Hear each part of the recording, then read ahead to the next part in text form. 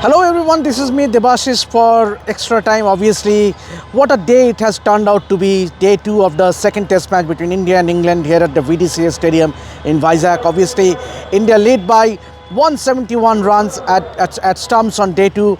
But the highlight of day 2 has to be double century by Yashasvi Jaiswal in the first innings, and then it was Jasprit Bumrah. Means what an incredible spell of fast bowling. Means and what we witnessed was top stuff as far as reverse swing is concerned. Obviously, he caught 6 wickets, and it has to be 15.5 overs, 5 maiden, 45 runs, 6 wickets.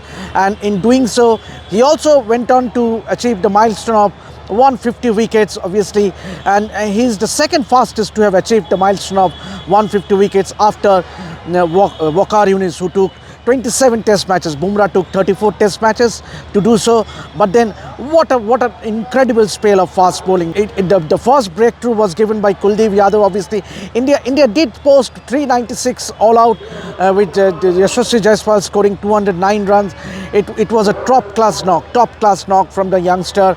Obviously, scoring his first double hundred, and the knock was a sheer example of how he paced his innings. It was sheer determination, greed, application, and he looked a man on a mission. And he obviously initially took time in the middle yesterday on day 1, and then from there on, once he got settled, he thereon took away the match. Means obviously he single-handedly sort of attacked the England bowlers, and obviously he did show some respect to James Anderson. But talking about the aggressive manner he batted, he looked positive. He batted with positive intent, and the result of which he scored that 209 runs of 290 balls that included 17 boundaries and 7 sixes. Incredible knock, and due to him, India posted 396 in the first innings. And then when England England batted, obviously Ben Duckett and Jack Crawley once again gave England a positive start,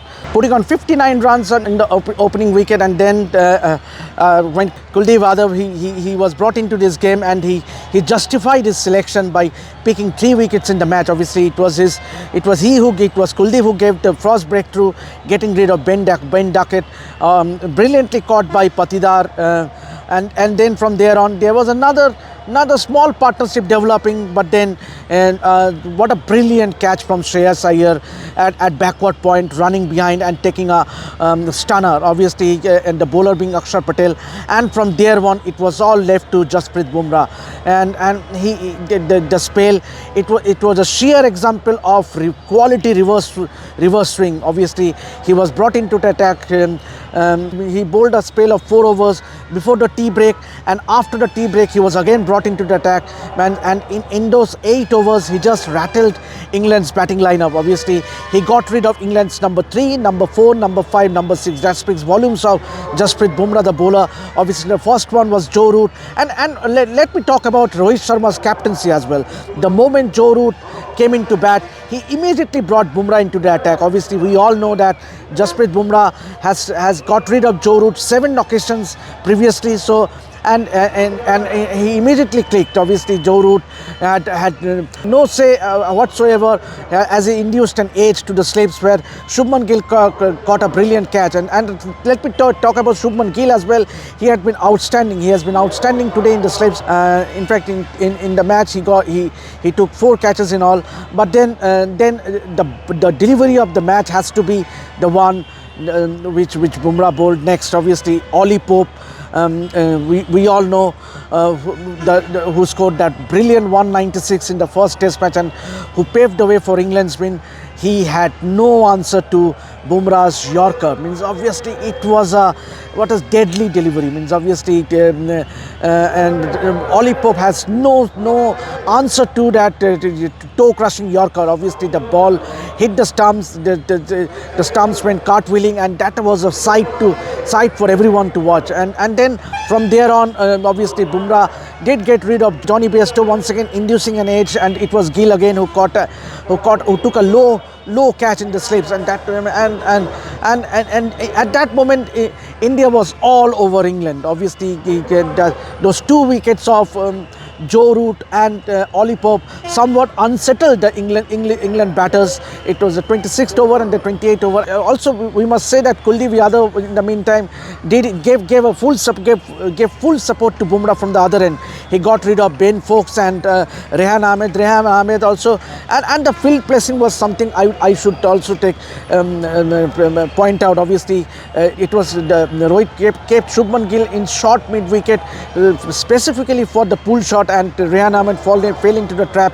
He played a pull shot and he got brilliantly caught by Shubman Gill, who jumped timed his jump to perfection, and it was a brilliant catch. And then towards the end, England captain Ben Stokes did place positively. He was trying to play some aggressive shots along with Tom Hartley, but then once again Jasprit Bumrah, he just went through the defence of the England captain, getting him bowled. Obviously, there was some moment where Ben Stokes, he just threw his bat and he was pointing out with his both hands. Perhaps he felt that the ball kept a tad low, but then these things they do happen, and England cricketers always have some sort of complaint or whatsoever, but then that does not take away the credit from Bumrah, who bowled an absolutely perfect ball to the Ben Stokes, who got bowled. And obviously England and from there on England did not last long. Obviously they got bowled out for 253 runs and trailing by 143 runs. And then when India came into bat in the second innings, it was Rohit Sharma once again and Yashasvi Jaiswal. But obviously at end of day 2, at stumps on day 2, India 28 for no loss, already stretching that lead to 171 runs. But obviously the match is not won or lost yet. But yes, definitely India do have an edge in this test match. But then definitely India need to stretch this lead. India need to bat England out of the match, and for that to happen, India need to they already lead by 171 runs, somewhere in the region of I would say 370, another 200 runs maybe in the second innings, and that will set England a total of 370 to 380 runs to chase, which will be difficult on the fourth innings. Remember, England will bat in the fourth innings, and the likes of Ravichandran Ashwin, Kuldeep Yadav and Akshar Patel will be dangerous. And not to forget Jasprit Bumrah. Yes, once again it was a bit surprising that Ravichandran Ashwin and Mukesh Kumar had a off day. He did not look menacing, especially Mukesh Kumar, who was brought into the side in place of Mohammad Siraj, but he did not do justice. Obviously, he had a lackluster day, going for some runs as well. But then talking about Jasprit Bumrah and Kuldeep Yadav, to some extent has brought India back into this match, perhaps in the driver's seat, and India at stumps on day 2 look firm favourites to win this test match and level the 5-match series. So that's all for me, Debashish, here at the VDCS Stadium here in Vizag.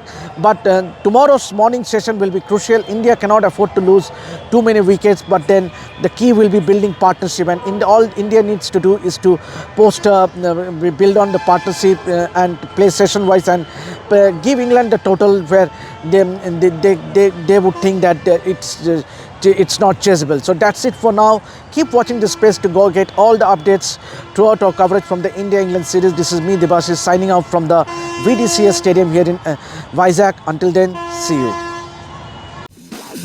This is extra time. Extra time.